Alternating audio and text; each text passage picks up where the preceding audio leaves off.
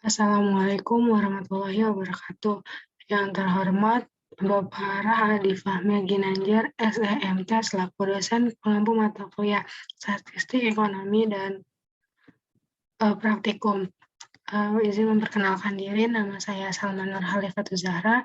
Di sini saya akan menjelaskan hasil penelitian yang telah saya lakukan tentang analisis jumlah jam belajar dengan hasil belajar atau IPK. Di pembahasan ini terdapat 5 pembahasan. Yang pertama pendahuluan, yang kedua kerangka teori, yang ketiga metodologi, yang keempat pembahasan, dan yang terakhir ada penutup. Yang pertama ada pendahuluan. Pembahasan yang pertama itu adalah latar belakang. Pendidikan adalah pembelajaran, pengetahuan, keterampilan, dan kebiasaan sekelompok orang yang diturunkan dari satu generasi ke generasi berikutnya melalui pengajaran, pelatihan, atau penelitian. Dalam belajar juga memerlukan yang namanya waktu yang cukup untuk mendapatkan hasil yang diinginkan. Dan hasil belajar ini ialah hasil yang dicapai dalam bentuk angka-angka atau skor setelah diberikan tes hasil belajar pada setiap akhir pembelajaran. Dan selanjutnya ini adalah rumusan masalah yang diambil pada penelitian ini, yaitu apa sih hubungan jumlah jam belajar dengan hasil belajar atau IPK. Dan tujuan dari penelitian ini yaitu untuk mengetahui hubungan antara jumlah jam belajar dengan hasil belajar. Yang kedua itu ada kerangka teori. Pembahasan yang pertama tentang belajar. Belajar itu menurut W.S. Wrinkle, itu dalam bukunya tentang psikolog pengajaran merumuskan bahwa pelajaran adalah suatu aktivitas mental atau psikis yang berlangsung dalam interaksi aktif dalam pengetahuan, pemahaman, keterampilan, dan nilai-nilai sikap. Belajar, saya berpendapat bahwa belajar adalah suatu aktivitas untuk memproses pengetahuan, keterampilan, maupun sikap dengan tujuan agar menjadi lebih baik dari sebelumnya. Tujuan dari belajar sendiri itu yang pertama untuk memperoleh pengetahuan, menambah konsep dan keterampilan, dan terakhir itu membentuk sikap. Selanjutnya ada ciri-ciri dari belajar. Yang pertama itu perubahan terjadi secara sadar, di mana ketika kita belajar kita merasa kita itu pengetahuannya bertambah setelah kita belajar. Yang kedua itu ada perubahan dalam belajar bersifat fungsional. Yang ketiga itu perubahan dalam belajar bersifat positif dan aktif. Selanjutnya ada jenis-jenis dari belajar. Yang pertama itu ada belajar abstrak, yang kedua keterampilan, ketiga sosial, keempat pemecahan masalah, yang kelima belajar rasional, yang keenam belajar kebiasaan, selanjutnya yang ketujuh ada belajar apresiasi, dan terakhir belajar pengetahuan.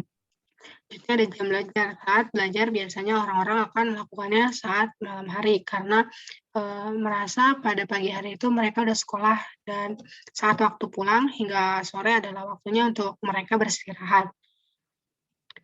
Selanjutnya ada hasil belajar. Menurut Dimyanti dan Mujiono tahun 1999, hasil belajar merupakan hal yang dapat dipandang dari dua sisi, yaitu sisi siswa dan dari sisi guru. Dari sisi siswa, hasil belajar merupakan tingkat perkembangan mental yang lebih baik bila dibandingkan pada saat sebelum belajar. Selanjutnya ada faktor-faktor yang mempengaruhi hasil belajar. Yang pertama itu metode belajar. Metode belajar ini metode belajar dapat mempengaruhi hasil belajar itu karena metode yang dapat gampang kita pahami akan mempengaruhi pemahaman kita dalam mempelajari materi-materi yang kita dapat. Yang kedua itu ada kurikulum. Yang ketiga ada relasi antara dosen dengan mahasiswa, di mana ketika dosen menjelaskan sebuah materi, apabila dosen tersebut menjelaskan dengan kata-kata yang gampang kita pahami dan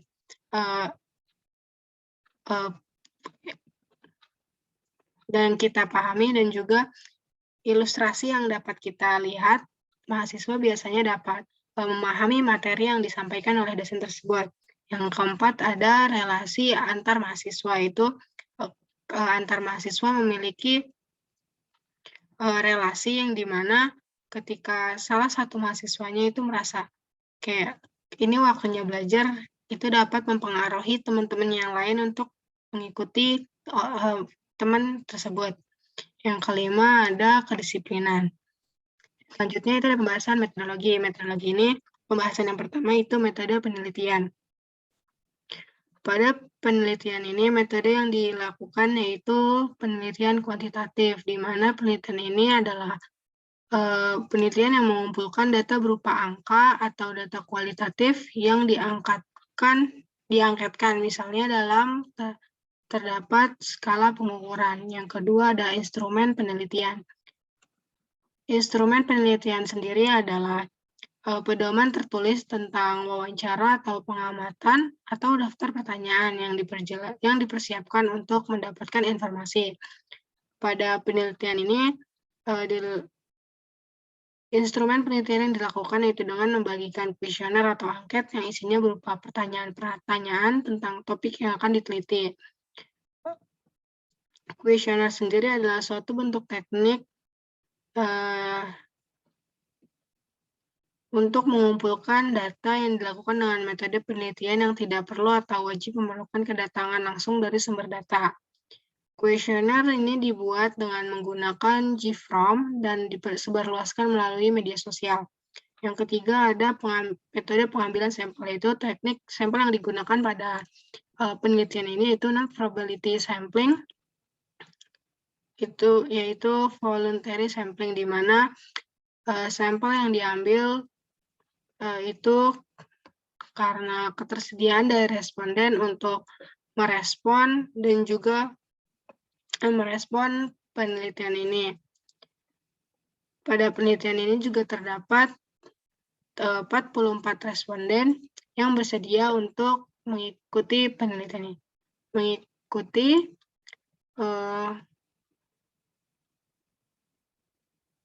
Ikut adil dalam penelitian ini. Yang keempat ada indikator variabel penelitian. Pada variabel sendiri adalah karakteristik yang bisa diduplikasikan ke dalam sekurang-kurangnya 2 klasifikasi atau indikator. Pada penelitian ini, variabel terbagi menjadi 2, yaitu variabel independen dan variabel dependen. Variabel dependen atau biasanya disingkat dengan variabel X, itu adalah variabel yang mempengaruhi variabel dependen atau variabel terikat. Yang kedua ada variabel dependen atau yang biasa disingkat dengan variabel Y.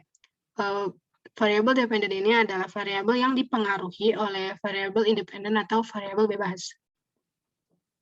Pada penelitian ini, yang termasuk dalam variabel independen adalah jumlah jam belajarnya. Sedangkan variabel dependennya itu hasil belajar atau IPK. Yang kelima itu ada teknik pengumpulan data. Teknik yang digunakan pada penelitian ini yaitu berupa kuesioner. Yang keenam, ada teknik analisis data, yaitu penelitian ini menggunakan teknik analisis deskriptif, di mana analisis deskriptif adalah suatu metode analisis statistik yang bertujuan untuk memberikan deskripsi atau gambaran mengenai subjek penelitian berdasarkan data variabel yang diperoleh dari kelompok atau subjek tertentu. Yang ketujuh ada waktu dan tempat penelitian. Penelitian ini dilakukan secara online, jadi waktu dan lokasi penelitian itu kondisional sesuai dengan tempat dan waktu saat responden mengisi kuesionernya. Yang keempat itu ada pembahasan. Yang pertama hasil penelitian. Pada hasil penelitian ini untuk mengetahui hubungan antara jam belajar dengan hasil IPK, maka penelitian dilakukan terhadap 44 mahasiswa yang ada di Universitas Sultan Agung Tirtayasa angkatan 2021. Yang kedua ada penyajian data. Penyajian data sendiri adalah rangkaian kegiatan dalam proses penyelesaian hasil penelitian dengan menggunakan metode analisis sesuai dengan tujuan yang diinginkan. Sesuai yang tadi disebutkan, di mana variabel X adalah jumlah jam belajar dan variabel Y adalah jumlah hasil belajar atau IPK-nya. Di sini disingkatkan di mana jumlah X dan Y itu terdapat 44 responden dan skor terbesar dari X sendiri adalah 8, sedangkan Y itu 4. Skor terkecil dari X itu 0 dan skor terkecil dari Y itu 3. Jumlah dari seluruh data variabel X itu ada 124, sedangkan jumlah data dari variabel Y itu sebanyak 155,58.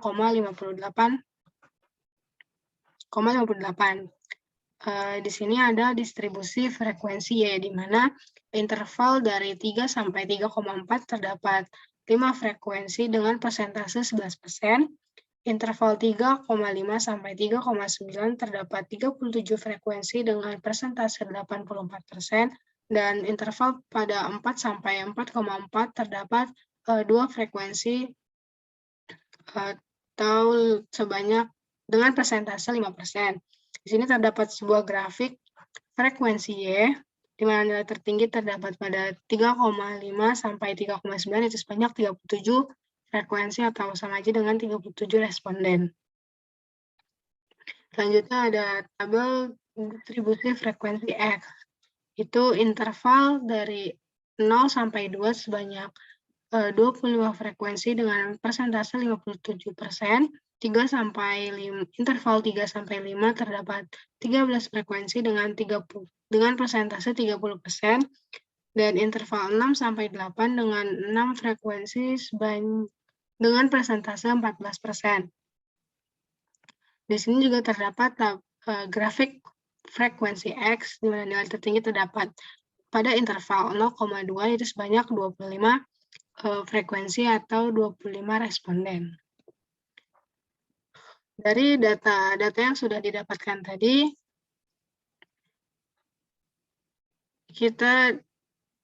dari hasil data X dan Y itu didapat beberapa hasil, yaitu yang pertama jumlah N sebanyak 44, jumlah X 124, jumlah dari X kuadrat itu 570, kuadrat dari sigma X sama dengan 324.900, sigma Y itu 155,58, sigma dari Y kuadrat itu 552,55, selanjutnya kuadrat dari sigma Y itu 305,308,41, serta jumlah dari variabel X dikali dengan variabel Y itu 444,06.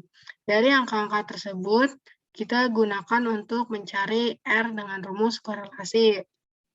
Di mana rumus korelasi sendiri adalah R sama dengan N dikali sigma XY dikurangi sigma X dikali sigma Y per akar N kali sigma X kuadrat dikurangin kuadrat dari sigma X dikali N kali sigma Y kuadrat dikurangin kuadrat dari sigma Y.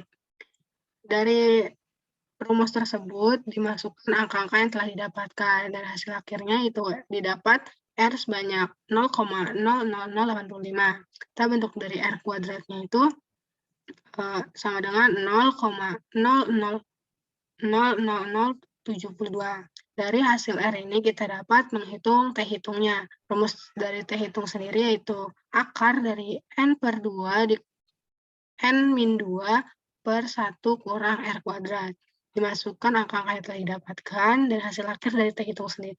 Hitungnya itu 6,48. Dari hasil yang telah didapatkan itu berdasarkan dari data tabel dan perhitungan yang telah dilakukan, dapat ditarik sebuah kesimpulan bahwa seberapa lama kita belajar tidak berhubungan dengan hasil belajar atau IPK. Hasil belajar atau IPK didapat dari seberapa paham kita terhadap materi yang akan diujikan. Hanya sebagian orang saja yang dapat memahami materi dalam waktu singkat. Kesimpulan dari penelitian ini, itu belajar adalah suatu aktivitas untuk memproses pengetahuan, keterampilan, maupun sikap dengan tujuan agar menjadi lebih baik dari sebelumnya. Dengan belajar, kita akan mengetahui berbagai macam pengetahuan yang sebelumnya tidak kita ketahui. Dengan waktu belajar yang singkat ataupun lama, tidak bisa menjadi tolak ukur nilai yang didapat. Nilai yang didapat dihasilkan dari seberapa paham kita dalam seberapa bisa kita mengerjakan ujian yang diberikan. Saran dari adanya penelitian ini berharap adanya manfaat yang dapat diberikan kepada pembaca. Dan dengan juga adanya penelitian ini pula, diharapkan mahasiswa dapat belajar lebih giat lagi untuk mendapatkan hasil yang diinginkan. Sekian presentasi yang dapat saya sampaikan, kurang lebihnya mohon maaf. Wassalamualaikum warahmatullahi wabarakatuh.